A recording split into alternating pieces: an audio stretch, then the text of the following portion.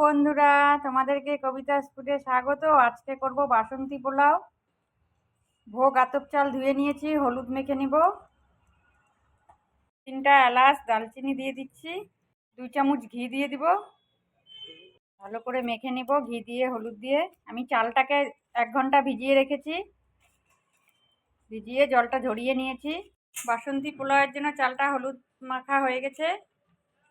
2 চামচ পরিমাণ ঘি, 2টা তেজপাতা, দারচিনি, লং, এলাচ ফোড়ন দিয়ে দিলাম।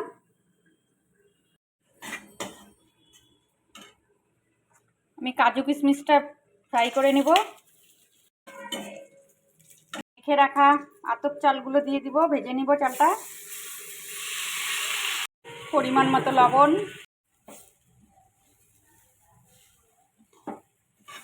পোলাওয়ের জন্য চালটা ভালো করে ভেজে নিব।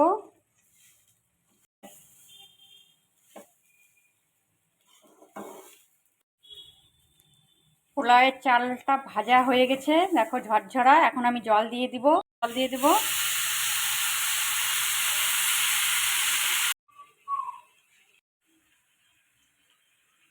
এর থেকে বেশি জল দিব না, জলটা একদম অল্প দিয়েছি, নাহলে ঝরঝরা পোলাও হবে না।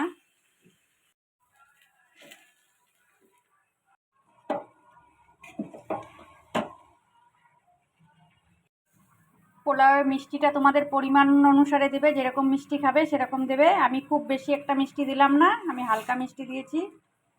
দিয়ে দিচ্ছি। এই মশলাটা আমি ঘরেই বানিয়ে নিয়েছি, আমার এই পোলাওতে বানিয়েছি, তোমরা আমার পেস্টটাতে পেয়ে যাবে। বলে দিচ্ছি পোলাও মশলাটাতে কি কি আছে।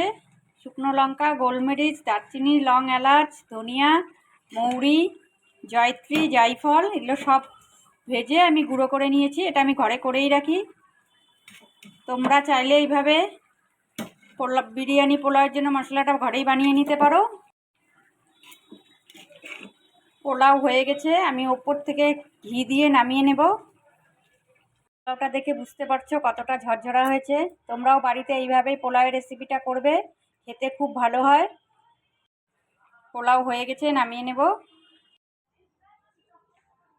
আমি পোলাও একটা ডিশে নামিয়ে নিয়েছি, সাথে আমি চিকেন কষা নিয়েছি। তোমাদের এই রেসিপিটা ভালো লাগলে লাইক, শেয়ার, কমেন্ট, সাবস্ক্রাইব করে দিবে।